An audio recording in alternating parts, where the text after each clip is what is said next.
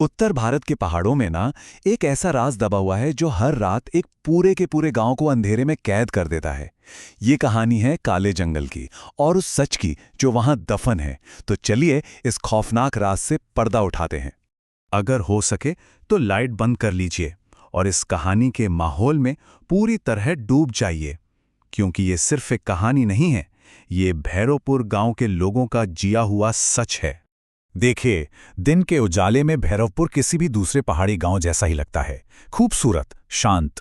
लेकिन जो बात इससे अलग बनाती है वो है सूरज ढलने के बाद का सन्नाटा। शाम होते ही ना एक अजीब सी खामोशी छा जाती है। दरवाजे, खिड़कियां सब कसकर बंद हो जाते हैं। ऐसा लगता है जैसे पूरा गांव किसी अनदेखे दुश्मन से छिप रहा हो। तो सवाल यही है, आखिर वो कौन सा डर है जो इस पूरे गांव को हर रात अपने ही घरों में कैदी बना देता है? इसका जवाब गांव की सरहद पर मौजूद एक जगह से जुड़ा है। इस डर का एक नाम है काला जंगल। पर यह सिर्फ पेड़ों का झुंड नहीं है। गांव वालों के लिए यह एक जिंदा चीज है, एक ऐसी जगह जहां कोई बुरी ताकत सांस लेती है, एक ऐसी शक्ति जिसे इंसानों से सख्त नफरत है। गांव के बड़े बुजुर्गों की ये चेतावनी पीढ़ियों से चली आ रही है, और ये कोई कहावत नहीं है, ये एक हकीकत है कि ये जंगल रात में अपनी सीमा पार करने वालों को कभी वापस आने नहीं देता, कभी नहीं। पर हर कहानी की तरह यहां भी कुछ लोग थे जो इन बातों को नहीं मानते थे। गांव के ही 4 दोस्त थे, राहुल, अमन, सोनिया और दीपक। उनके मन में बस एक जिज्ञासा थी।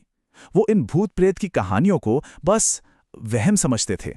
खासतौर पर अमन, उसके लिए तो ये सब मनगढ़ंत बातें थीं, बस बच्चों को डराने वाली। और उनका यही शक और थोड़ा रोमांच उन्हें एक ऐसे फैसले की तरफ ले गया जो सब कुछ बदलने वाला था। और फिर राहुल ने वो फैसला सुना दिया, वो फैसला जिससे उनकी किस्मत हमेशा हमेशा के लिए उस जंगल से जुड़ने वाली थी। उन्होंने तय कर लिया था कि वो खुद जाकर इस राज का पता लगाएंगे।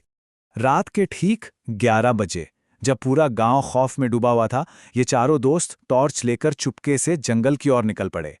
ये वो लम्हा था जहां से वापसी का कोई रास्ता नहीं बचा था। जंगल में पहला कदम रखते ही हवा जैसे जम गई, पत्तों की सरसराहट तक बंद हो गई। एक बर्फीली ठंडक उनकी हड्डियों तक उतर गई, और साथ में वो भयानक एहसास कि अंधेरे में कोई उन्हें घूर रहा है। उनका सारा मजाक और हिम्मत अब एक खामोशी में बदल चुकी थी। और फिर जंगल की गहराई से एक अजीब सी आवाज आई। वो हवा नहीं थी, कोई जानवर भी नहीं था, वो कुछ ऐसा था जिसने चारों को अपनी जगह पे पत्थर का बना दिया।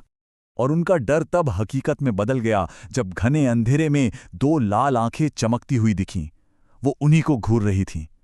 अब खतरा सिर्फ महसूस नहीं हो रहा था, अब वो दिखाई दे रहा था। उन आंखों के साथ ही अंधेरे से एक काला साया बाहर निकला। था तो वो इंसान जैसा, पर उसकी चाल वो इंसानी नहीं थी, अजीब तरह से हिल रहा था। और इससे पहले कि वो कुछ समझ पाते, वो साया हवा में गायब हो गया।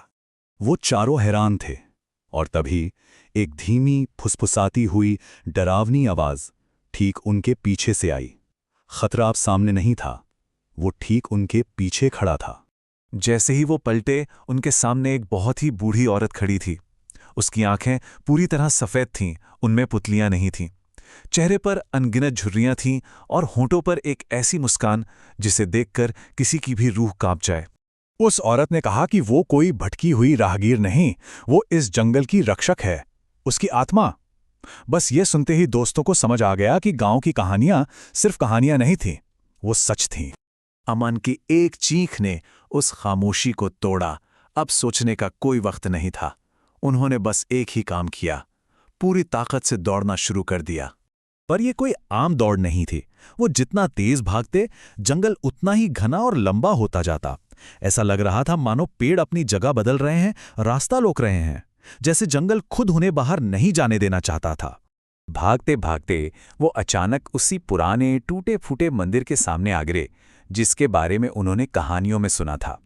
शायद उन्हें लगा कि यहाँ वो बच जाएंगे, लेकिन वो बहुत बड़ी गलती कर रहे थे।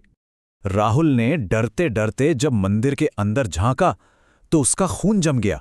अंदर 1 या 2 नहीं, बल्कि दर्जनों काले साये खड़े थे, और उन सबकी लाल आंखें उन्हीं की तरफ घूम गई। वो बुरी तरह एक जाल में फंस चुके थे। तभी पीछे से वही सर्द आवाज आई, अब तुम लोग भी हमेशा के लिए यहीं रहोगे। जब वो पलटे तो वहां वो बूढ़ी औरत नहीं थी। उसकी जगह एक भीमकाय विशाल काला साया खड़ा था जो आसमान छू रहा था। और फिर उस साये ने सब कुछ अंधेरे में निगल लिया। अगली सुबह गांव वालों को जंगल के रास्ते पर सिर्फ 4 बुझी हुई टॉर्च मिली। वो चारों दोस्त कभी वापस नहीं लौटे। पर गांव वाले कहते हैं कि उस रात के बाद से जंगल से अक्सर 4 नई दबी दबी सी चीखें सुनाई देती हैं।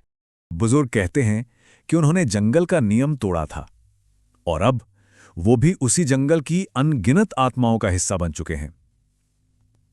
काले जंगल का ये राज आज भी एक राज है और ये हमें याद दिलाता है कि कुछ डरावनी कहानियां सिर्फ कहानियां नहीं होती,